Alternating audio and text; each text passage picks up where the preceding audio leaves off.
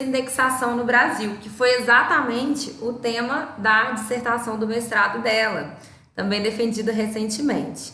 Então, Laísa, seja bem-vinda, fique à vontade aqui, tá? Para poder compartilhar se tiver algum material com a gente, senão a palavra tá aberta para você também.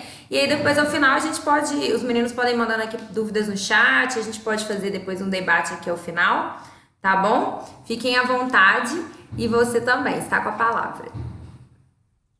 Obrigada, Cami. Eu pedi aqui para entrar pelo computador, porque eu vou compartilhar a tela com vocês. Acho que eu consigo fazer isso Ótimo. sozinha. Eu acho que sim. Se A não, apresentação. isso, acho que vai dar. Peraí. Acho que vai dar. Peraí, só um minutinho. Achei. Só arrumar essas questões burocráticas que a gente... Normal, acontece, se preocupa não. E a gente na pandemia teve que todo mundo se adaptar e começar a utilizar, né? Quem não era adepto ainda sofreu, né? Os professores, então, quantos mil sistemas a gente tem? Ó, agora tá dando, eu acho.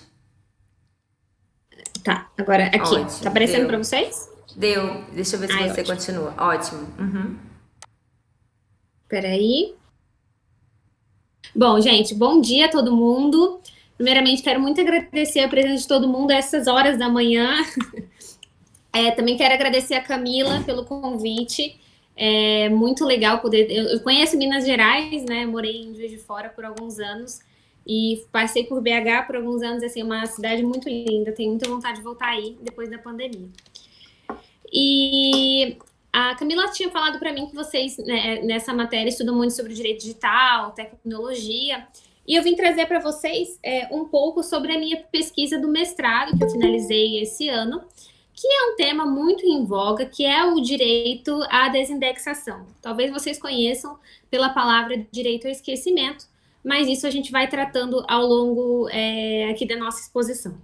Eu vou tentar fazer de forma mais simples, bem esmiuçado para vocês, para não ficar maçante, porque é um tema muito complexo, é um tema que tem questões muito controvertidas, mas acho que ilustrando bem, mostrando para vocês os principais pontos, vai ser de grande valia. Então vamos lá.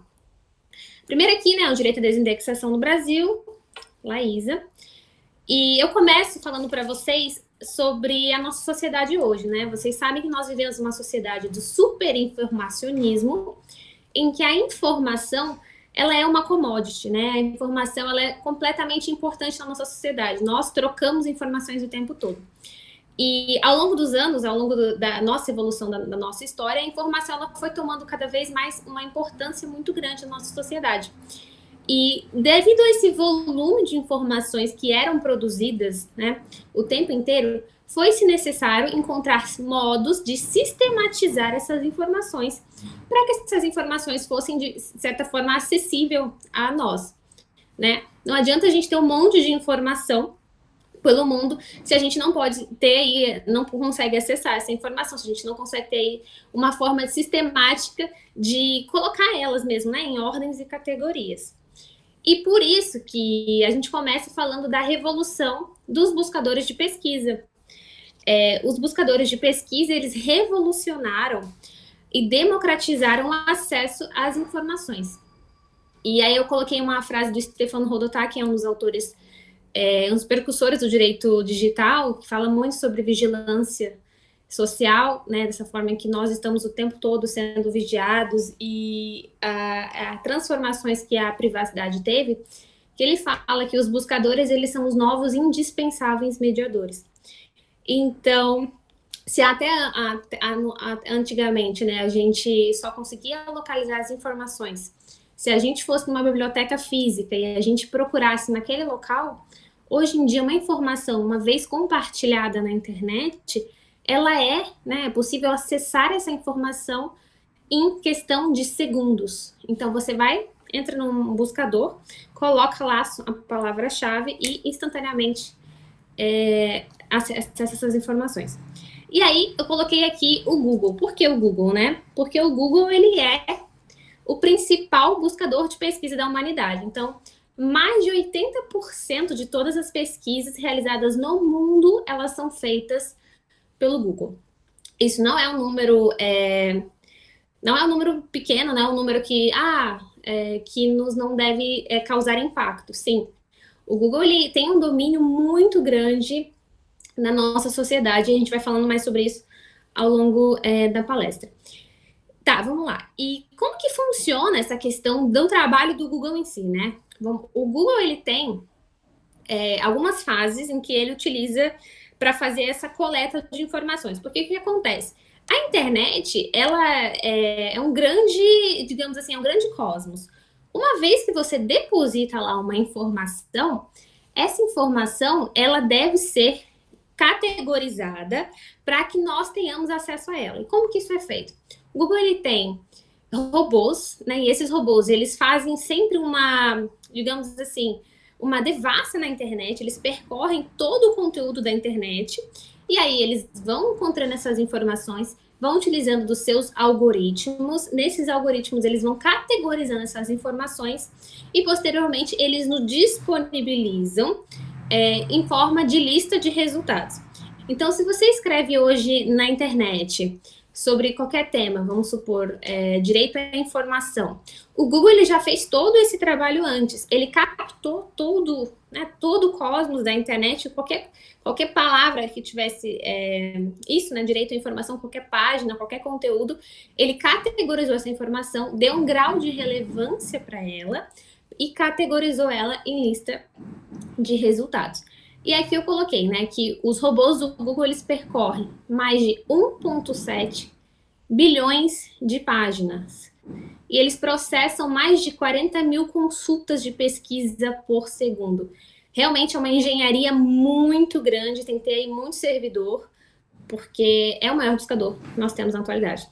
Representa isso, né, mais de 3,5 bilhões de pesquisas por dia e 1,2 trilhão de pesquisas por ano em todo o mundo. Então, assim, para vocês terem aí a noção da magnitude do papel do Google na nossa sociedade, e que hoje o Google ele é o nosso principal instrumento de acesso às informações.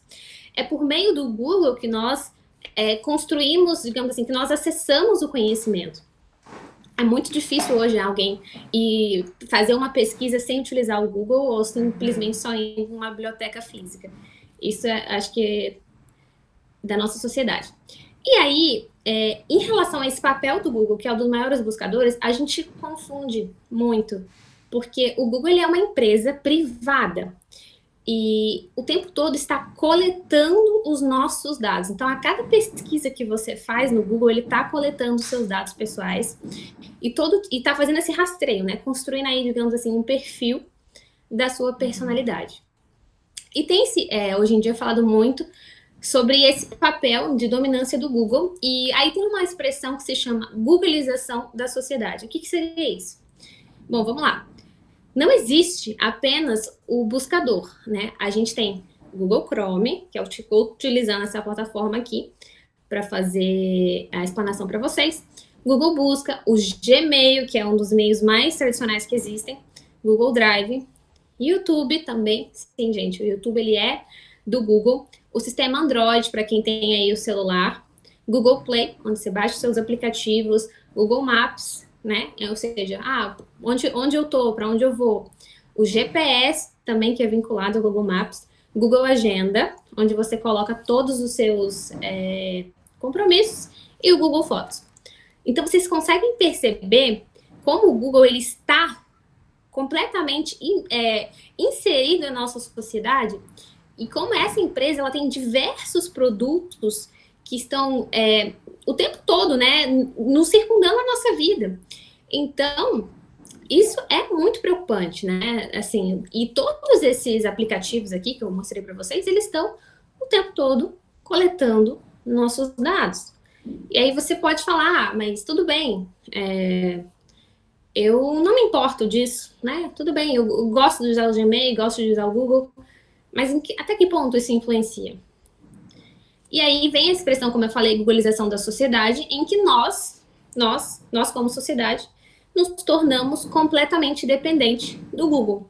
Quem hoje vive sem Gmail, sem o Google Chrome, sem todos aqueles aplicativos que eu falei para vocês, Não tem, gente. O Google, ele toma tamanha importância que ele se torna, muitas vezes, tem um poder maior do que estados, nações, do que países. Porque para pensar, ele está praticamente em todos os países do mundo. E todos os países do mundo ele está coletando esses dados. E aí vem a questão dele ser uma via de mão dupla. Por quê? Ao mesmo tempo em que ele nos facilita e nos traz muitas comodidades para a nossa vida, ele traz aí muitos riscos de vulnerabilidade. Porque esses dados, eles ficam categorizados na empresa, a empresa constrói perfis da nossa personalidade e ela utiliza isso para quê? Para nos vender produtos com anúncios. A gente não sabe de fato o que eles fazem com os nossos dados, se eles vendem para empresas, e muito provavelmente sim, né? E a gente está sendo o tempo todo influenciado por essas informações. E a gente pode ir até mais longe, assim, de pensar que até a forma como ele disponibiliza essas informações para nós, quando a gente entra no Google e faz uma busca por uma palavra-chave, isso já é uma influência dele na nossa vida, porque vocês param para pensar, é como se fosse um filtro mesmo, né? Você vê isso, mas não vê isso. Entende? Então, ele meio que, de certa forma, forma aí questões sobre a nossa forma de pensar. Aí, né, eu coloquei aqui como último ponto a perenidade das informações. Por quê? Porque, de certa forma, quando a informação ela está disponibilizada no Google, ela dificilmente sairá de lá, né? Por quê? Porque ele pereniza essas informações. Então, um fato que aconteceu em 2010, ele pode ser encontrado hoje, em 2020, se a gente fizer as buscas pelas palavras certas. Isso é muito preocupante.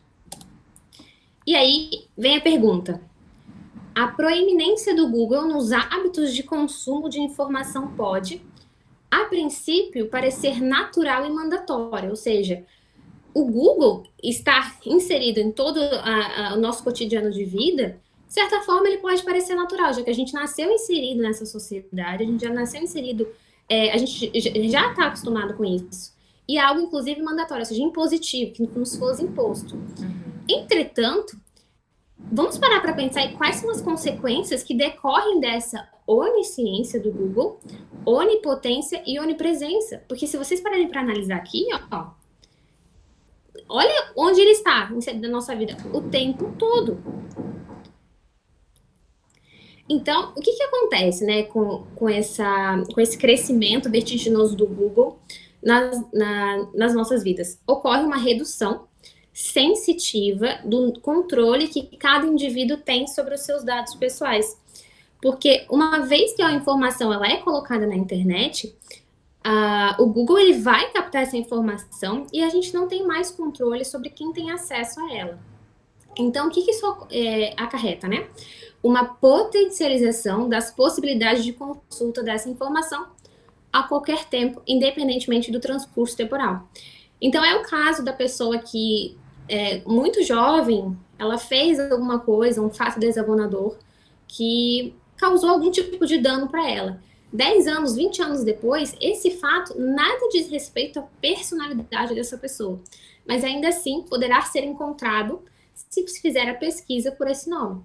Então aí a gente tô fazendo aqui uma construção da problemática para vocês, desse problema, né, do poderio tão grande do Google.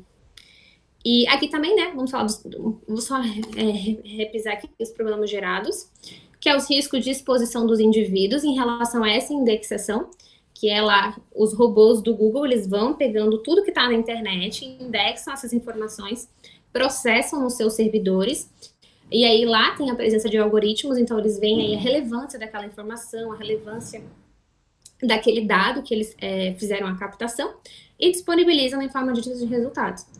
Essas informações, elas são perenes, ou seja, se elas estão na internet, o Google vai indexá-las e vai disponibilizá-las. E isso tudo, o que acarreta?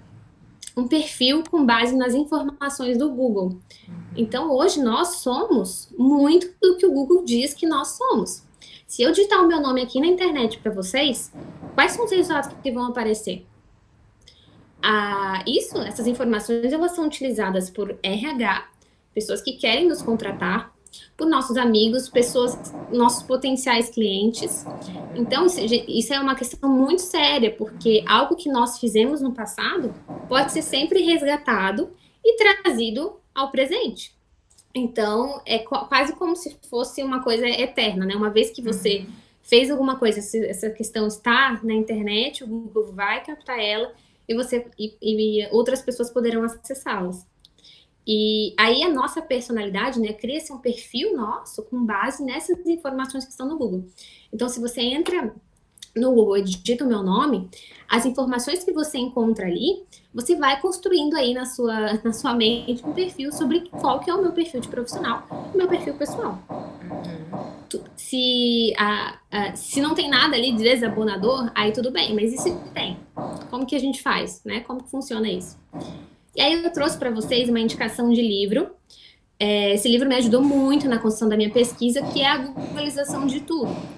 E por que nós devemos nos preocupar? Esse autor é um autor, Silva Wade-Renard, é um autor americano, que ele fala, né, da ameaça do controle total da informação por meio da maior e mais bem-sucedida empresa do mundo virtual.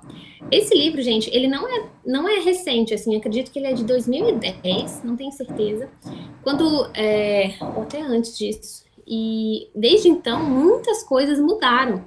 Ou seja, mas naquela época ele já falava sobre vários problemas que nós estamos enfrentando hoje, sobre essa perenidade das informações, né? Sobre a questão dessas informações ficarem para sempre disponíveis e resgatáveis na internet. Sim. E aí eu trouxe para vocês o conceito, né? Sobre o que a gente vai falar hoje. Eu começo falando sobre o direito ao esquecimento. Porque a partir do momento em que eu tenho um buscador de pesquisa, que ele faz esse trabalho de indexação, essas informações, elas estão disponíveis na internet de forma eterna. Isso acarreta, como a gente está falando aqui, problemas na nossa sociedade. Em relação a esses problemas, surge, né, o direito ao esquecimento como uma forma de tentar solucionar essas questões. E aí, o que seria esse direito ao esquecimento? Bom, o direito ao esquecimento, ele é uma possibilidade que os indivíduos têm, né, com uma construção doutrinária, de se resguardarem, ou seja, de se limitar à circulação de determinadas informações. Isso por quê? Porque a circulação de informações lesivas dos indivíduos, elas podem acarretar diversos tipos de problemas na sua personalidade. Então, pode afetar a honra, a imagem dessa pessoa, e realmente aí tem uma desconstrução da personalidade. Então, eu escrevi aqui, ó, direito ao esquecimento, como a faculdade do titular de um dado ou fato pessoal tem para vê-lo apagado, suprimido ou bloqueado pelo decurso do tempo, e por afrontar seus direitos fundamentais. Ou seja, trata-se de uma caducidade, onde a informação, pelo decurso do tempo e por sua proximidade com os direitos fundamentais afetos à personalidade, perece ou deveria perecer. As informações, elas não devem ser eternas, né? Não teria por que isso. E aí, nesse caso, surge o direito ao esquecimento como uma forma de trazer uma salvaguarda para os indivíduos mesmo em relação à circulação dessas informações, que no passado elas foram divulgadas de forma lícita, mas, ou seja, foram legítimas e lícitas, mas com o decurso do tempo, ou seja, com o passar do tempo, não teria mais por que essas informações estarem disponíveis para a sociedade, por elas não se tratarem aí de informações de relevância pública, não se tratam de, não tem interesse público e nem histórico, mas molestam, ou seja, afligem direitos da personalidade. E aí que a gente tem o conceito de direito ao esquecimento. E aí, né, o direito ao esquecimento, ele é como eu falei para vocês, ele é uma construção doutrinária, ele surge no campo das condenações criminais. Então, em relação, por exemplo, aos ex-detentos que cometeram crimes e pagaram já, né, digamos assim, sua pena perante a sociedade, com o passar do tempo, né, eles teriam esse direito ao esquecimento, direito de não serem mais relembrados desse fato que ocorreu no passado, que eles já pagaram sua pena perante a sociedade. Então, ele surge no âmbito das condenações criminais, como uma forma de ressocialização dos ex-detentos. E aqui eu trouxe algumas espécies de direito ao esquecimento para vocês. A doutrina, ela é bem controversa em relação a isso. Existem doutrinadores, inclusive, que não dizem que não, o direito ao esquecimento não existe, que o ordenamento jurídico por si só ele já seria capaz de tutelar esse direito, porque nós temos no ordenamento jurídico a proteção dos direitos da personalidade, proteção da honra, imagem, como vocês bem sabem. Entretanto, esse direito, os direitos da personalidade, nesse campo da proteção, ele não é específico. O direito ao esquecimento, ele trata exatamente sobre isso, né? Sobre essa questão de fatos pretéritos. Então, essa outra parte da doutrina, que diz que realmente existe um direito ao esquecimento, ela frisa muito nisso, que o direito ao esquecimento seria uma espécie de direito da personalidade, mas, mais especificamente, trataria-se de fatos pretéritos. Então, o primeiro aqui do nosso ponto é sobre o direito ao esquecimento em sentido estrito. O que seria isso? A proibição ou a vedação da publicização futura de uma informação pretérita que tenha sido obtida de forma legítima e divulgada previamente de modo lícito. Vamos supor, então, que um crime de grande repercussão ocorreu em 1900. Ou seja, naquela época, em 1900, esse crime teve grande repercussão. Então, ele foi publicizado amplamente pela mídia, tudo de forma legal. Só que o que acontece? Anos depois, ou seja, em 2020, por quê? Será que esse crime ainda tem algum tipo de interesse público para a nossa sociedade? Então, esse seria o nosso primeiro ponto, ou seja, proibir-se-ia ou vedar-se-ia essa publicização desse crime que aconteceu no passado, mas que, ou seja, dessa informação que na época foi legitimamente e licitamente divulgada. Aí, nós temos o segundo ponto de espécie de direito ao esquecimento, que seria a remoção do conteúdo. O que seria a remoção do conteúdo? Como o próprio nome diz, o direito ao apagamento dos dados. Então, o primeiro ponto seria a limitação dessa circulação dessa informação, a proibição da veiculação. E o segundo espécie de direito ao esquecimento seria realmente o apagamento do dado. Então, é aquele crime que ocorreu em 1900, tem uma página no Globo.com que está falando sobre isso, e aí o autor, quando digita o nome dele, tá aquilo lá, e ele pede para o Globo.com apagar aquela informação, apagar aquela página. E nosso tema de hoje, né, o direito à desindexação, mais especificamente, o que seria isso, né? A desindexação do conteúdo lesivo das ferramentas de pesquisa, quando esse se tornar irrelevante, inadequado ou excessivo, isto é, desvinculá-lo do registro do buscador. O que seria a desindexação? Quando você faz uma espécie de desindexação, é como se você retirasse, desvinculasse uma determinada informação do buscador de pesquisa. Então, nesse caso, é importante eu frisar aqui para vocês que essa informação ela ainda vai continuar presente na internet, só que, quando a pessoa fizer a pesquisa pelos termos de busca, ela não mais irá aparecer no Google. Então, isso seria, em termos gerais, a desindexação. Então, aqui no ponto 2, a gente tem a remoção do conteúdo. E aqui, a desindexação. Quando a gente está falando aqui do crime que aconteceu em 1990, que o João da Silva cometeu, quando alguém pesquisar João da Silva, essa notícia, ela não mais apareceria no Google, tá? Só que aí vem o pulo do gato que eu queria falar para vocês, que inclusive muitos autores, eles erram, né? Não tem essa preocupação em falar sobre direito à desindexação. Porque quando você faz uma desvinculação, né, do Google, ela é feita unicamente e tão somente em relação ao nome do titular dos dados. Então, por exemplo, a gente tem a notícia do Globo que fala que o João da Silva ele cometeu um crime em 1900. Quando eu pesquisar o nome do Google, João da Silva, essa notícia ela não mais apareceria. Entretanto, se eu fizer a pesquisa por outros termos que estão presentes naquela notícia, sim, essa notícia apareceria. Então, vocês percebam que o direito à desindexação, apesar de ser muito salutar, por quê? Porque a notícia, ela não é excluída, não é removida da internet, ou seja, não tem-se aí uma censura, né, tão grande, digamos assim. Tem-se uma limitação da veiculação dessa informação.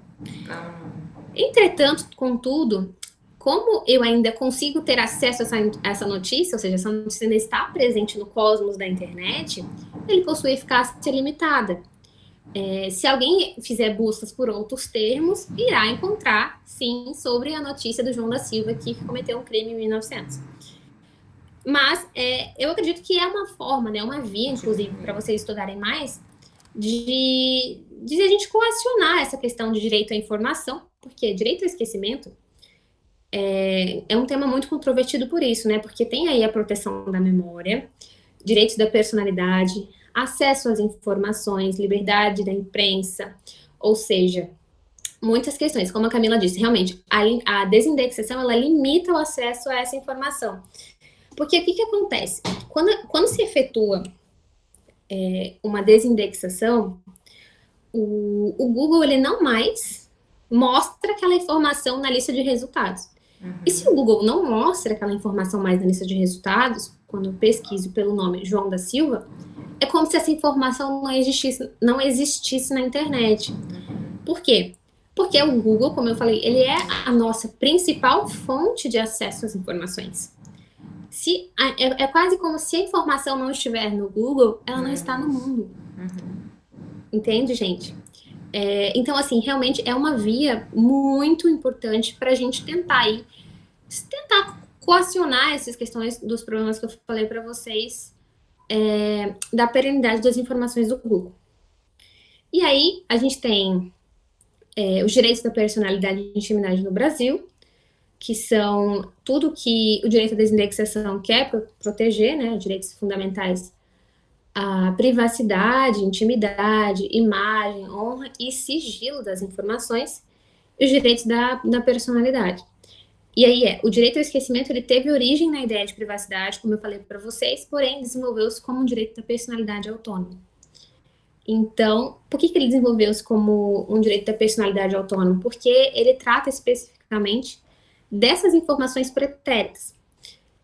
E uma questão muito importante sobre o direito à desindexação é que ele respeita aí a autodeterminação informativa. E o que seria a autodeterminação informativa? A autodeterminação. O indivíduo determinar, ou seja, ter aí a prerrogativa de determinar quais informações sobre si podem ser veiculadas ou não. Então, é dado um poder ao titular dos dados de ter esse poder de escolha, de decidir, eu não quero que essa informação sobre mim apareça na internet, porque ela não mais diz respeito a quem eu sou hoje. Então, é muito interessante porque a gente tem esse respeito. Então, vamos lá. Consciência crítica. O direito à desindexação, que, como eu falei, é uma vertente do direito ao esquecimento, ele surgiu na Europa. Então, na Europa, a gente tem uma preocupação, como vocês, inclusive, viram ao longo das aulas, da Lei Geral de Proteção de Dados, né? A GDPR, né, que fala. E a consciência, né, inclusive pela construção da própria sociedade europeia em relação à proteção dos dados, ela é muito maior. Então, realmente lá foi o terreno fértil para a construção desse direito. E aí, aqui no caso brasileiro, foi uma ausência de consciência sobre os dados. Inclusive, a gente está tendo, né, essa tomada de consciência de recentemente, de 2018 para cá. E isso traz implicação nessa era superinformacional. Vou falar então para vocês, aqui, ó, sobre a trajetória. Então, só vamos fazer brevemente aqui, falando dos casos práticos, de como que foi realizada a construção do direito à desindexação. Começamos pela Europa e vamos entender como que o que aconteceu na Europa influenciou no Brasil. Então, vamos lá, na Europa. A Europa, como um continente, ela, como eu falei para vocês, ela teve sempre uma preocupação muito forte, os países, com a proteção dos dados dos europeus. Então, como cultura mesmo. Em 2011, um cidadão europeu ele, ao procurar, né, o nome dele no Google, encontrou lá uma notícia num site espanhol que dizia respeito a uma dívida que ele teve no passado, que já tinha sido paga, que não mais correspondia à realidade, mas que essa informação continuava na internet. Então, fazendo aqui uma retrospectiva. Lá em 1900 e bolinha, esse cidadão espanhol, ele teve uma dívida com a Previdência Social da Espanha e ele pagou posteriormente, né, alguns anos depois. Só que esse imóvel, essa dívida, né, que era de um imóvel, ela foi para a asta pública e essa informação, de alguma forma, um jornal de grande circulação da Espanha veiculou. Só que anos depois, essa informação ainda continuava presente ali, né, na internet. E esse cidadão, primeira vez, se incomodou muito com isso, porque para ele aquela informação colocava um símbolo muito grande de que ele era um devedor, então aquilo estava prejudicando ele na sua vida social, no seu trabalho. E aí ele fez pedidos administrativos para aquele jornal de grande circulação na Espanha retirar aquela informação. O jornal se negou aquilo, e aí ele posteriormente entrou na justiça espanhola. Também a justiça espanhola negou. Posteriormente, ele recorreu para o Tribunal de Justiça da União Europeia, e aí que houve a grande revolução de tudo. Por quê? Porque o Tribunal de Justiça da União Europeia, ele entendeu que esse cidadão espanhol tinha o direito, sim, de não ter mais de retirar aquelas informações, né? De não ter mais que ser atormentado pela disponibilização daquelas informações. E aí, o que aconteceu nessa decisão? Foi-se decidido que não deveria o jornal remover essas informações, mas sim elas serem desindexadas. Porque quando ele entrou na justiça, em certo momento ele entrou contra o jornal e também contra o Google, que ou seja, o potencializador de acesso àquelas informações. Como forma aí de solucionar essa questão do balanço dos direitos fundamentais, acesso à informação, censura, o tribunal entendeu que a melhor saída seria realmente desindexar. E aí o Google, em 2014, ele foi condenado a realizar a desindexação, ou seja, o nome desse cidadão espanhol, quando se pesquisasse tão somente o nome desse cidadão espanhol, esses resultados eles não mais apareceriam. Então é como se ele jamais tivesse tido essa dívida. Então isso realmente foi uma revolução na época, né? Porque ninguém falava sobre isso ainda. E a partir desse momento, dessa decisão do Tribunal de Justiça da União Europeia, aconteceram diversas questões. Porque o que acontece? Quando o tribunal ele decidiu que o Google deveria efetivar essa desindexação, ele não estabeleceu parâmetros para isso. Então, ele simplesmente falou que o cidadão europeu ele tinha o direito de não ter mais aquelas informações disponíveis e que o Google deveria retirar. Mas ele não falou quais eram os critérios para isso. E assim, como deveria ser efetivado isso? Por quê?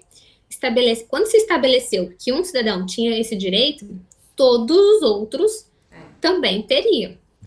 E vocês conseguem perceber o poder disso, assim? Porque o que acontece?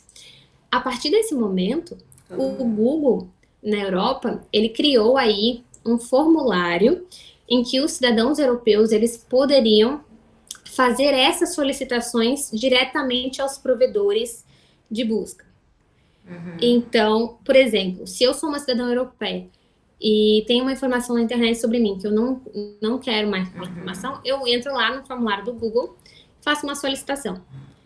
Quem que vai deferir ou não, né? Quem que vai fazer esse juízo de ponderação? O próprio Google. O próprio Google. E o Google, ele é uma empresa privada. Então, ao mesmo tempo que essa decisão é muito importante, ela trouxe muitos problemas, porque o tribunal estabeleceu que o Google seria o responsável por avaliar, né, esses pedidos, primeiramente, de forma administrativa. Então, primeiro você pede de forma administrativa, caso o Google negue, você pode entrar na justiça. Só que quando é o Google que avalia isso, a gente tem que lembrar que é o próprio Google que também ofere lucro pela divulgação dessas informações potencialmente lesivas. Então, a gente colocou, né, o tribunal colocou aí uma grande responsabilidade sobre um ator privado, uma empresa privada que ganha, ofere lucro, bilhões de dólares por ano, e ela ficou incumbida disso. Então, isso é muito problemático, mas aqui só para vocês entenderem, de fato, como que se desenrolou essa questão de desindexação. Então, tudo surgiu nesse caso, que é caso Costerra Gonzalez. Vocês podem procurar depois sobre isso.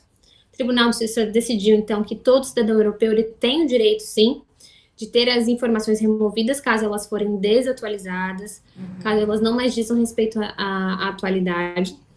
E aí o Google ele faz essa ponderação de valor. No Brasil, isso, né, a decisão europeia ela trouxe muitas consequências. Só que a gente já estava discutindo sobre isso antes. A primeira ação aqui que aconteceu, que versou sobre o direito à desindexação, foi o caso Xuxa. E se vocês lerem depois o acórdão, né, do STJ, vocês vão ver que não teve, em nenhum momento, a utilização dessa palavra, direito à desindexação. Entretanto, quando vocês forem avaliar sobre o que se tratavam os pedidos, se versavam, sim, sobre a desindexação, ou seja, tirar, desvincular o nome da Xuxa, né, de determinadas informações. Então, o que aconteceu?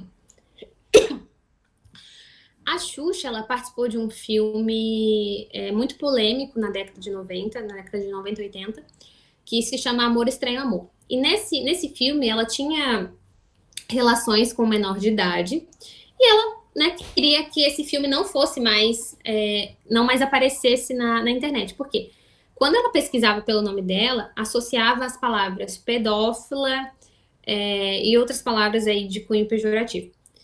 E isso causava dor para ela já era outra pessoa, já trabalhava como apresentadora infantil. E ela fez esse pedido, né, no tribunal, na Justiça do Rio de Janeiro, pedindo para que o Google não mais apresentasse resultados, quando se pesquisasse Xuxa, não mais aparecessem esses resultados relativos a esse filme, e com esses termos que eu falei para vocês. Essa ação, ela foi indeferida em juízo de primeiro grau, indeferida em segundo e também em sede do STJ. E aí, tem alguns questionamentos interessantes por isso, porque a Xuxa ela é uma personalidade pública, né? Uma personalidade pública. Então, muito provavelmente, ela não teve o seu direito à desindexação deferido por conta disso. Inclusive, na época, aconteceu uma polêmica muito grande, porque o STJ, ele entendeu que o Google, ele é mero intermediário das informações que ele divulga na internet. Então, o que seria isso? Que eles falaram, o Google é um mero intermediário das informações. Que o Google, ele não influencia nos resultados de pesquisa. Ele é apenas, digamos assim, um espelho do que existe na internet. Só que a gente sabe que isso não é bem assim. Por quê? Porque o Google, ele ganha lucro com isso. Então, quando ele coloca uma informação nas primeiras categorias, ele não tá fazendo aquilo ali de forma aleatória. Existe uma tecnologia e uma engenharia por trás daquilo. Ou seja, eu digo aqui, afirmo para vocês, não tem como a gente afirmar que o Google ele é um mero intermediário das informações. Porque ele não escreveu aquela notícia. Ele só pegou uma notícia que existe na internet e está divulgando pra gente. Não é isso. O Google influencia, sim, nos resultados da pesquisa. Então, nessa época, né, com a decisão do STJ em 2011, falou-se que o Google não poderia realizar esses tipos de remoções do seu pesquisa e que os cidadãos brasileiros, eles não teriam esse direito. E se a Xuxa quisesse que essas informações não mais aparecessem na internet, ela deveria entrar, fazer pedidos em cada um dos sites. Então, ela teria que praticamente vasculhar a internet inteira atrás de todas essas páginas que falavam que que ela tinha participado desse filme e fazer pedidos em cada um deles. E, gente, isso é praticamente impossível, né? Porque a internet hoje, assim, uma infinitude de informações. Muito mais fácil seria se ela pudesse realizar a desvinculação dessa informação com o nome dela, pelo Google. Mas não foi o que o STJ entendeu naquele momento. E aí, bom, em 2011 a gente teve a decisão da Xuxa, como eu falei para vocês, em que não foi... o STJ entendeu que não deveria direito à desindexação. Em 2014 foi a decisão do Tribunal de Justiça da União Europeia, do cidadão europeu. E em 2018 houve um giro jurisprudencial pelo STJ. Em 2018, o STJ, que até então entendia que o Google ele não poderia ser responsabilizado pelos resultados que ele divulgava na internet, ele mudou de posicionamento. Então, teve um caso paradigmático que fez com que houvesse essa alteração do STJ. Então, como que foi esse caso? Uma promotora de justiça do Rio de Janeiro, ela participou de um concurso público para magistratura.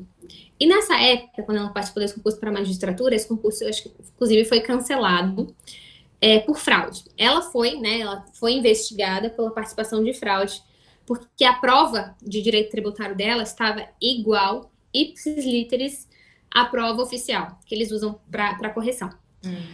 Inclusive, o CNJ, naquela época, abriu investigação e tudo, mas, digamos assim, ela foi... inclusive, só ficou nas investigações mesmo, né? Ela não ficou sequer a ser denunciada. E aí, posteriormente, ela prestou os concursos, passou, virou promotora. E essa informação, né, de que ela tinha sido investigada para ter feito fraude no concurso público, estava disponível na internet. E aí, isso muito lhe afligia, porque, imagina, ser um profissional, já nem mais diz respeito àquela informação, aquilo, inclusive, não tinha havido uma condenação, né, por falta de provas, e aquilo reforçava nela uma imagem de que ela é fraudadora. Então, ela fez essa solicitação para que o Google não mais mostrasse esses resultados de pesquisa, né, que falavam que ela tinha sido investigada pela fraude naquele concurso da magistratura. E aí, nesse caso, em 2018, ela utiliza as palavras direito ao esquecimento, direito à desindexação, diferentemente lá de 2011, do caso da Xuxa. Esse caso, gente, ele chegou ao STJ e houve aí a questão do giro jurisprudencial. Por a questão de alguns elementos que os ministros entenderam serem particulares desse caso, eles entenderam que sim, o Google ele poderia desindexar informações da internet quando essas informações infligissem direitos da personalidade das pessoas, elas fossem desatualizadas, não tivessem qualquer tipo de interesse público ou histórico e fossem lesivas. Então, em 2018, houve uma recepção do direito à desindexação no Brasil. Só que essa recepção, como acho que vocês podem ter um pouco de ideia, ela foi um pouco conturbada, assim, porque a partir do momento que eles decidem isso, eles não falam quais são os critérios de avaliação para os outros juízes, ou seja, são questões muito controvertidas, porque se a gente parar para analisar, uma promotora de justiça, poxa, será que essa informação não tem relevância pública para a sociedade? Saber que uma promotora foi investigada no passado por ter possivelmente feito fraude no concurso público? Complicado. O STJ não estabeleceu critérios de avaliação para o juiz de primeiro grau. E, indiferentemente do que aconteceu na Europa, aqui no Brasil, o Google ele não criou um formulário para que os cidadãos europeus, para que os cidadãos brasileiros pudessem aí fazer esse pedido de desindexação na internet. Então, a gente tem aí dois tratamentos muito diferentes da empresa Google na Europa e no Brasil. Quanto na Europa, após a decisão do Tribunal de Justiça da União Europeia, o Google ele criou esse formulário e ele mesmo faz essas ponderações, né, em juízo administrativo. No Brasil, esse formulário não existe. Então, basicamente, se o brasileiro ele quer que uma informação sobre ele, potencialmente lesiva, seja retirada da internet, né, na forma de desindexação, ele precisa entrar com um pedido judicial. Ele pode, claro, fazer o pedido administrativo, mas o Google ele tem uma política muito rígida aqui. Os conteúdos que são desindexados da plataforma, eles obedecem à política de privacidade deles. Então, aí seria conteúdos que tratam sobre pornografia de menores, dados muito sensíveis, que não te diz respeito à maioria do que nós, né, como pessoas comuns, sofremos.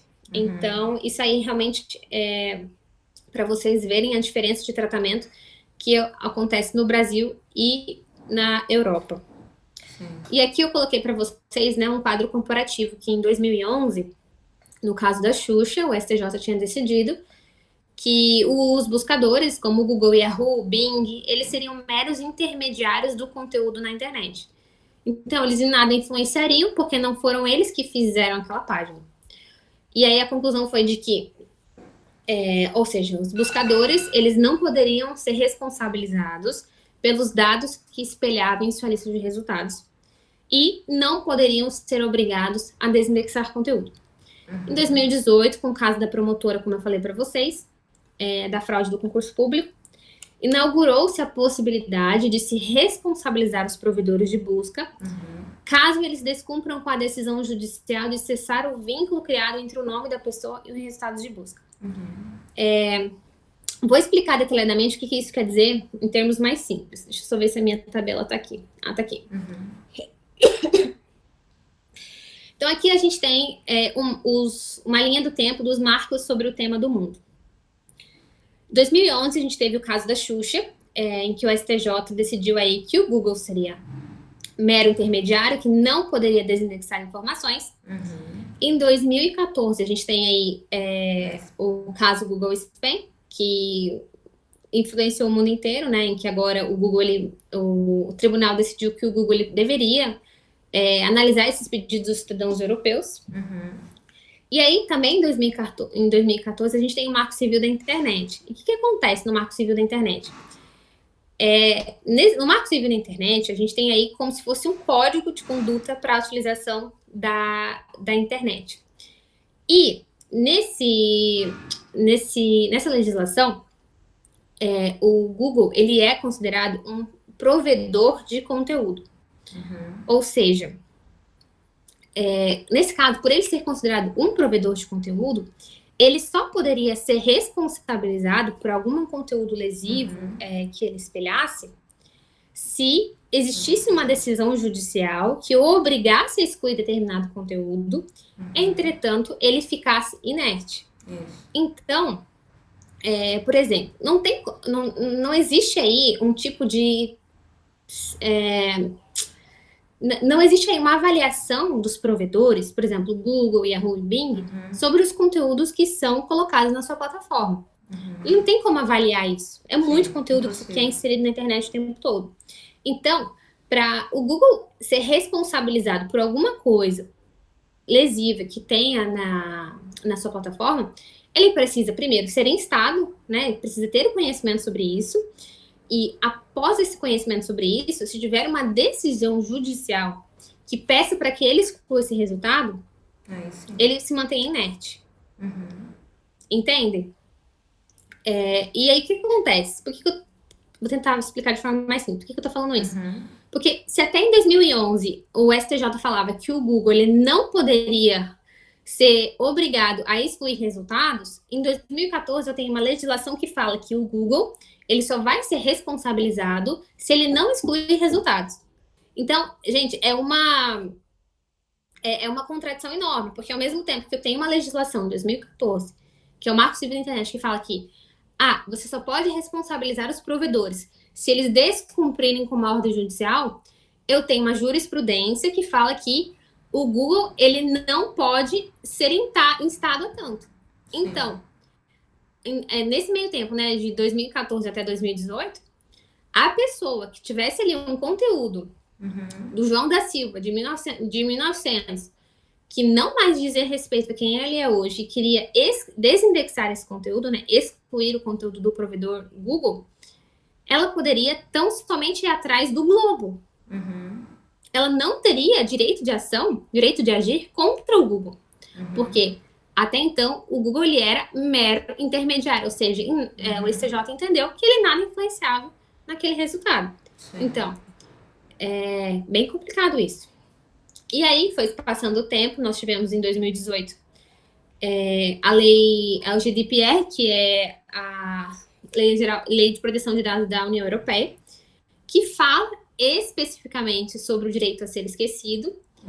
E aí é uma confusão, né, gente? Porque desindexar, como eu falei para vocês, não é apagamento de dados. Ele é uma espécie de direito ao esquecimento, mas a União Europeia prefere utilizar por esse termo, até porque alguns conteúdos em si, eles devem sim ser excluídos, né?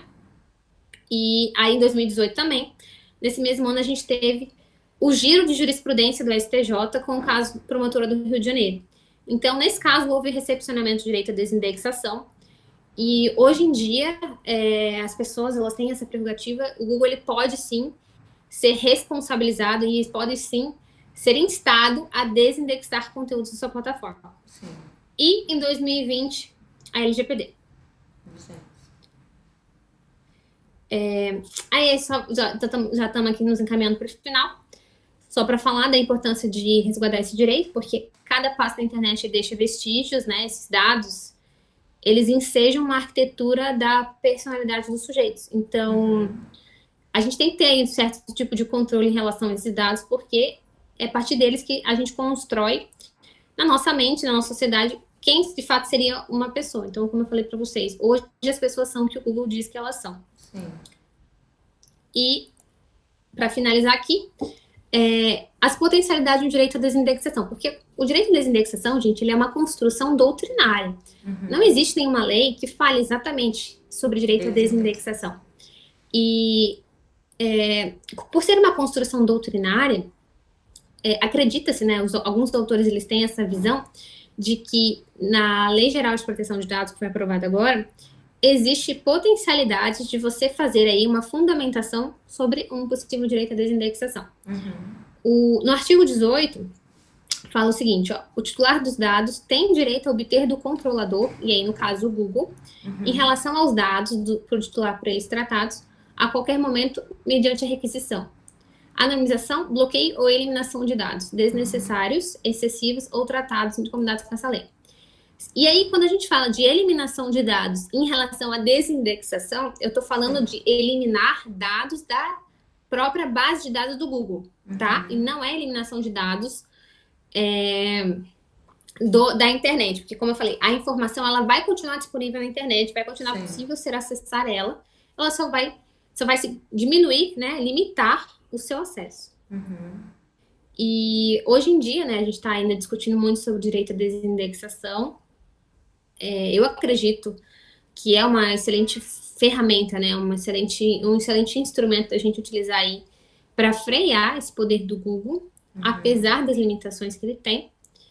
E vamos ver aí os próximos capítulos do que o STJ vai discutir em relação a esses temas, porque cada vez mais as pessoas elas estão encontrando informações lesivas sobre elas na internet e elas querem se desvincular.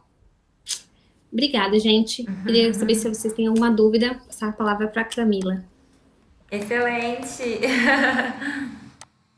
Muito obrigada, Lá. Foi Mara, foi muito bom, muito esclarecedor e fez totalmente sentido, né, a sua palestra vir nessa data, porque como eu tinha mencionado com você, a gente acabou de passar pela LGPD, então nós estudamos Marco Civil da Internet, estudamos a Lei Geral de Proteção de Dados e na aula passada falamos exatamente sobre essa questão da anonimização, direito à eliminação desses dados.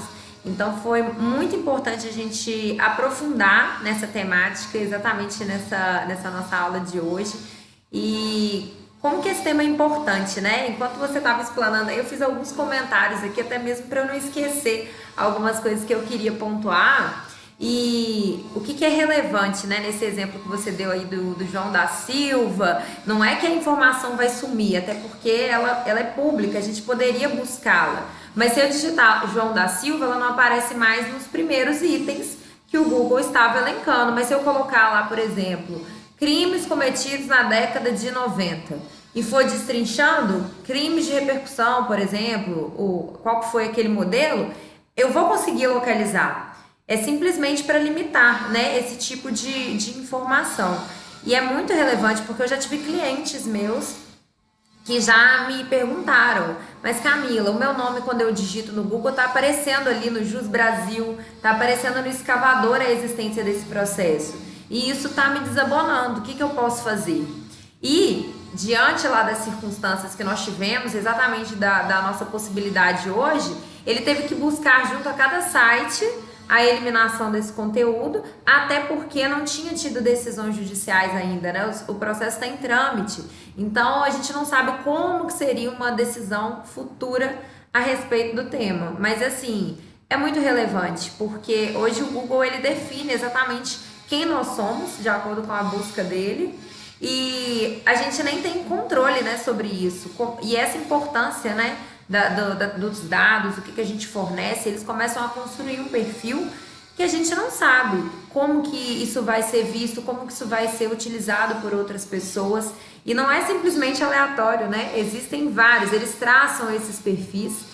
E eu até coloquei ali nos comentários também, já recomendei o pessoal assistir esse filme, o documentário da Netflix, que é o Dilema nas Redes, o Dilema das Redes, né, sociais, que fala exatamente sobre isso, todo o perfil que há por trás, toda a estratégia para fazer a gente ficar vinculado. A informação que eu busco aqui, direito à informação é uma, você é outra, a Camila é outra, o Robert é a outra, todo mundo aqui tem um perfil diferente que vai receber essas informações. Então essa consciência, ela tá, cada dia que passa, né, a gente tem que ter mais essa consciência, buscar esse entendimento e repassar, né? Eu falo muito isso com os meninos, não é porque eles são estudantes ainda que eles têm que ficar esperando algo para poder compartilhar o conteúdo que eles já têm, para disseminar a importância sobre essa cultura de proteção de dados. Eles não precisam se formar para isso. É no dia a dia, né, com a nossa família. O Google tá ouvindo, aí todo mundo acha graça quando você fala alguma coisa e apareceu ali aquela notícia, aquele produto. Não, vamos ter uma consciência sobre a importância disso. O que isso pode ser utilizado também, vamos dizer, para o mal, né, para desabonar, como você colocou. Então eu achei assim sensacional. Eu nem tenho mais ponderações a fazer, nem tenho dúvidas. Vamos ver se o pessoal tem aqui, ó. Vamos ver, Amanda, Larissa, Tati, Robert, Laísa, tá todo mundo te parabenizando aqui. Sucesso, obrigada, foi ótimo. Vocês têm alguma dúvida, pessoal? Camila, eu tenho uma dúvida. Pode falar. Na verdade, bom dia, Laísa, né? Parabéns aí pela palestra. Eu não entendi direito quais seriam esses parâmetros, né, que deveriam ser adotados aí para esse direito ao esquecimento, porque hoje em dia qualquer pessoa que tem um relacionamento aí nessas redes sociais sai divulgando tudo, depois passa para um novo relacionamento e vai ficar querendo esse direito ao esquecimento, principalmente esses atores e tudo. Isso teria direito também a eles? Como é que seria esse parâmetro com relação a isso? Uhum. Camila, obrigada pela pergunta, bom dia. Então, essa pergunta aí é a pergunta que aflige todo mundo que estuda sobre esse tema, porque são pontos muito controvertidos. A doutrina não tem uma resposta certa para esses critérios e os juízes também não. Então, alguns autores, eles elegem alguns critérios que, no caso, poderiam ser utilizados para se deferir ou não uma espécie de direito ao esquecimento. Então, vamos supor, um dos primeiros critérios seria se a pessoa é pública ou não. Então, se a pessoa tiver relevância pública, aí, provavelmente, ela não teria esse direito. Se for uma pessoa comum, uma pessoa que não tem nenhum tipo de relevância, digamos assim, no âmbito nacional, aí poderia ser efetivado. Um outro critério é sobre o conteúdo dessa informação. Trata-se de uma informação relevante que afeta, digamos assim, a sociedade como um todo, uma informação pública? Se sim, não teria como ter um direito ao esquecimento. Por quê? Porque é uma informação que diz respeito à história, a nós como sociedade. Se não, se uma informação de conteúdo personalíssimo, né, que diz respeito tão somente àquela pessoa e só, digamos assim, atinge ela e o núcleo social dela próximo, poderia se ter. Só que aí, né, desses critérios que eu tô te falando, existem as ponderações. O que é, de fato, uma informação relevante? O que é, de fato, uma informação pública e relevante para a sociedade que tem caráter histórico? Isso é dependente aí da interpretação do juiz e do caso concreto. Então, a gente não tem como avaliar e estabelecer esses critérios de forma objetiva. Não são, eles são critérios que são abertos e que dizem muito respeito ao caso. Então, isso traz muita insegurança jurídica. Eu te falei 2 critérios, mas podem ter outros, né? E a doutrina estabelece sobre isso, né? Por exemplo, o transcurso do tempo. Caramba, 10 anos? Quanto tempo uma informação ela perdeu o caráter público, o caráter de relevância? Passou 20 anos, essa informação não mais diz respeito à sociedade, então ela poderia ter o direito ao esquecimento. Mas espera aí, como que se avalia isso? São 20, 10? Entendeu? Então, existem alguns critérios que a doutrina estabelece, que os juízes eles podem utilizar aí como base para efetivar as decisões, mas eles não são critérios objetivos, né? Então, eles dependem muito da ponderação dos valores, dos direitos, que o Alexis fala muito. Então, é feito aí uma análise do caso concreto. Então, você faz aí direito, é como se você fizesse um balanço desses direitos, né? Direito à informação, e direito à informação, direito de acesso à informação, liberdade de expressão e os direitos da personalidade daquele indivíduo. Sim. É muito complicado isso. Então, assim, se você ler sobre isso, você vai ver que não existe uma resposta certa. Existe, como eu falei, né, doutrinadores que falam desses critérios. E é por isso que nós temos decisões muito divergentes. Uma decisão muito famosa, aí que eu vou falar para vocês, porque o STF está discutindo sobre isso agora, é do caso Aida Cury. Aida Cury e Chacina da Candelária. Não sei se vocês já ouviram falar sobre isso. Mas o caso Chacina da Candelária é bem famoso, aconteceu no Rio de Janeiro. Vários jovens morreram. E uma dessas pessoas que estavam ali naquele dia, ela tinha sido investigada de ter participado nessa chacina. Ela foi inocentada, só que alguns anos depois, existia um programa na Rede Globo, não sei se vocês conhecem, que se chamava Linha Direta. Nesse programa Linha Direta, fazia-se a reconstituição de crimes muito famosos para a sociedade. Então, era bem polêmico, assim, e mostrava, né, de fato, fazia uma reconstituição dos fatos, esses programas da Rede Globo. Eu amava esse programa. Isso. Ele que a gente votava no final, não era um negócio assim? A gente escolhia o final antes de falar, não é? Exatamente. Ficava até 11, 11h30 da noite votando ali para escolher o final e ficava naquela expectativa, é isso mesmo. Exatamente. E num desses programas do Linha Direta da Rede Globo foi feito sobre esse caso de Chacina da Candelária. E eles mostraram imagens dessa pessoa, né? Desse senhor que tinha sido investigado, tinha sido inocentado de ter participado dessa chacina. E isso, anos depois desse chacina. Então, ele entrou com pedido na justiça, solicitando aí o direito ao esquecimento dele. Nesse caso em específico, foi-se deferido, né? O direito ao esquecimento. Não, o STJ decidiu que ele teria direito ao esquecimento, porque a Rede Globo não poderia tratar desses assuntos que ocorreu anos atrás, porque reforçaria a imagem dele de chacinador. Porque, inclusive, utilizou a imagem dele, pessoal, ou seja, Clifford Ray. Só que aí, isso é um caso. Aí a gente teve outro caso muito semelhante, que foi o caso Aida Cury, de uma jovem que, em 1950, ela foi morta, estuprada por outros jovens na cidade do Rio de Janeiro. E na época, né, em 1950, a mídia do Rio de Janeiro propagou isso muito. E anos depois, em 2000 bolinha, o mesmo programa Linha Direta reconstituiu os fatos da morte da Aida Cury. Que esse, inclusive, é o caso que está em voga hoje, que o STF vai decidir. Quando o Linha Direta reconstitui o caso da Aida Cury, ele mostra imagens da Aida Cury. Imagens dela mesma, imagem da família. E a Rede Globo, antes da realização desse programa, tinha entrado em contato com a família e perguntado sobre isso. E a família falou, não quero, isso vai me causar muita dor, se você for falar isso de novo. Já superamos isso. Mas o que que a Rede Globo faz? Ela vai lá e reconstitui e faz o programa.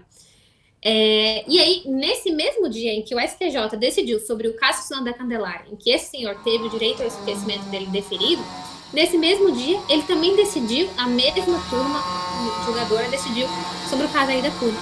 E no caso Aida Cury, o STJ entendeu que os familiares dela não teriam o direito ao esquecimento. Então, é bizarro, assim, como a gente tem essas decisões contraditórias, porque se a gente analisar os elementos dos casos, são muito parecidos. Mesmo programa, transcurso temporal, tratam de crimes, direitos da personalidade, só que um é do indivíduo e o outro é da família. Então, é muito controvertido, Camila. Não tem resposta sobre isso. Muito bom lá. E realmente eu fico pensando nisso. Muito obrigada aí, deu para ter esse entendimento. E realmente agora, assim, pensando nisso, né? O que além disso, também eu fico pensando nesse caso da Aida Cury, porque ela foi vítima, então talvez ali para a sociedade aquilo ali já tem um peso maior de ser mantido na história, para contar, né, uma situação ali que envolvendo um contexto histórico, diferentemente do outro que para o indivíduo ali não mostrou determinada repercussão. Mas aí eu já fico pensando de novo no caso da Xuxa, né, novamente. Porque que tipo de lógica tem a sociedade em saber que a Xuxa fez um filme em sei lá quantos anos atrás que tinha uma relação sexual com um menor, né? Eu nem sei porque eu não vi o filme, mas pelo que a gente lê assim, de forma bem assim, mais superficial. Então por que ela não vai ter esse direito? O que tem a ver hoje com a imagem da Xuxa saber que ela fez isso no passado? Então esses limites, eles são muito tênues, né? E muito subjetivos. Sim, sim. E eu acredito que... Então é quase quando você... Porque ela é uma figura pública, então você condena ela praticamente por ela ser uma figura pública, ela tem que passar por isso. Sim. Mas, poxa, até que ponto é isso, né? Porque essa informação não é relevante. Não é como se a gente estivesse falando de crimes cometidos por políticos. Ou de alguma coisa... Porque político é diferente, é uma figura pública, só que essa informação ela é relevante para a sociedade. Eu concordo também. E eu acredito que também vai ser muito papel agora da doutrina, dos advogados, né, que vão estar atuando no caso. E para mudar as próprias decisões, né, para quem sabe criar aí alguns critérios, ao menos iniciais, ainda que seja avaliado caso a caso, mas para ter um norte, né, não ter tantas discrepâncias nas decisões. A pesquisa acadêmica, né, por exemplo, você entrou nesse aspecto aí também com sua tese, com sua dissertação do mestrado, vai caber a toda essa nossa sociedade, esse contexto aí acadêmico, um contexto do poder judiciário aí evoluindo, da doutrina, esse papel de mudar, né? E eu costumo muito falar, inclusive eu falei isso lá na minha defesa também, né, que eu estava trazendo aspectos aí também diferentes do que a gente tem. E eu usei aquela expressão de Heráclito, salvo engano, né, um filósofo que fala que a gente nunca entra no mesmo rio e a gente nunca nada na mesma água, porque quando a gente volta, a água já não é mais a mesma e nós também mudamos. Então é isso, não tem como a gente querer, né, que algo que não existia anos atrás, porque sequer tinha essa mídia, esse acesso à informação que nós tivemos, isso é algo muito recente na nossa sociedade. Então a informação naquela época era limitada, era local. Hoje não, hoje ela está no mundo inteiro e o Google é que vai selecionar com os critérios dele, né, monetizadores, o que vai ter mais relevância ou não. Então a gente vai ficar refém disso? Até quando? E aí que está esse nosso papel, né, de disseminar toda essa cultura, essa informação para obter essa mudança. Mais alguém? Exatamente, gente? Camila, exatamente. Acho que a Camila vai falar mais alguma coisa. Só para finalizar, Camila, realmente... Isso, eu. Acho que está dando um delay aí em relação à minha fala. Isso. Então, até esse caso em relação à Xuxa, até qual ponto que seria... como é que eu posso dizer? Até qual ponto que aquilo ali iria afetar a sociedade e a pessoa da Xuxa em si estaria afetando mais do que aquele limite que teria de ser um parâmetro para que seja retirado das redes sociais, entendeu? Eu acho assim que isso aí vai ser uma dificuldade muito grande, porque uma pessoa pode ter um entendimento de que aquilo ali afeta ela, mas para a sociedade não tem aquele entendimento, entendeu? Então, eu vejo muito isso. A minha dificuldade toda nessa relação toda exatamente nesse ponto. Até Sim. qual ponto que para a pessoa existirá aquele ponto que está afetando a ela e para a sociedade não, né? Te Muito entendo, bem. Camila. Realmente é uma pergunta, são indagações que a gente não tem resposta, né? Não tem resposta, porque cada caso é um caso, cada caso vai trazer elementos aí personalíssimos e cabe a nós tentarmos estudar aí para estabelecer esses parâmetros. Mas muito possivelmente, posteriormente, nós vamos ver decisões conflitantes, nós vamos ver casos que a gente diria, não, essa pessoa realmente tem esse direito, e justiça negando. Não existe parâmetros estabelecidos, né? É muito complicado. Quando eu fiz a pesquisa do mestrado, alguns dados em especial, seria assim, quase certeza que eles têm esse direito ao esquecimento, por exemplo, no âmbito da remoção. Dados sensíveis, dados médicos, dados de imagens de pornografia ou de imagem de nudez. Esses casos, tudo bem, não temos problema. Mas quando a gente trata aí de âmbito de relações privadas, que dizem respeito a crimes cometidos ou fatos desabonadores cometidos, ou se você, por exemplo, fez um comentário no Twitter há uns anos atrás, e aí alguém printou isso e depois replicou isso, isso não mais diz respeito a você. Pode-se entender que você não tem esse direito. Mas isso não é uma informação relevante para a sociedade? Isso diz respeito a você. Então é muito complicado e muito controverso. Sim. Temos que ir acompanhando as cenas dos próximos capítulos, né, lá?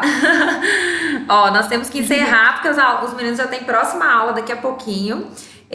Agradeço muito. Vamos fazer uma foto aqui. Quem quer abrir a câmera aí, gente? Aproveita aí, ó. Quem tinha aberto antes, acho que foi a Tati, Camila. Aê, Robert. O Robert, ele fez uma música especial da Fazendinha pra mim, Laísa. Depois eu vou compartilhar com você. Ai, gente, não acredito. Peraí, paródia. Cadê as meninas? Gente, Laísa, Larissa, Amanda, Micaela. Vamos fazer um print aqui. Aí tem que ficar em tela. Deixa eu só tentar virar a minha... Aí, deu certo. Pronto. As meninas, cadê? Laís e Micaela estão de pijama aí, né? Vou puxar a orelha de vocês. Tem uma xará aqui também? Não acredito. Agora que eu vi. Tem sim, com Z. A minha xará, ó. Ó, vamos ver aqui se vai dar certo. Peraí, vou fazer mais um. 1, 2, 3. Sorriam. Cadê? Larissa caiu de novo? Volta, Larissa. Agora deu, gente. Muito obrigada lá mais uma vez por ter disponibilizado seu tempo. Eu tenho certeza que contribuiu muito para os meninos, assim como contribuiu muito para mim. E volte sempre, né? Quando vier aqui presencialmente em BH, será um prazer receber você também lá na Famig. E muito obrigada mais uma vez, viu? Gente, obrigada pela presença de todos vocês. Eu vou disponibilizar materiais para quem tiver interesse depois, tá bom? Qualquer dúvida, podem falar comigo pelo Insta, pela Camila. Estou à disposição. Beijo, uau! Tchauzinho, obrigada. Tchau, pessoal. Bom dia.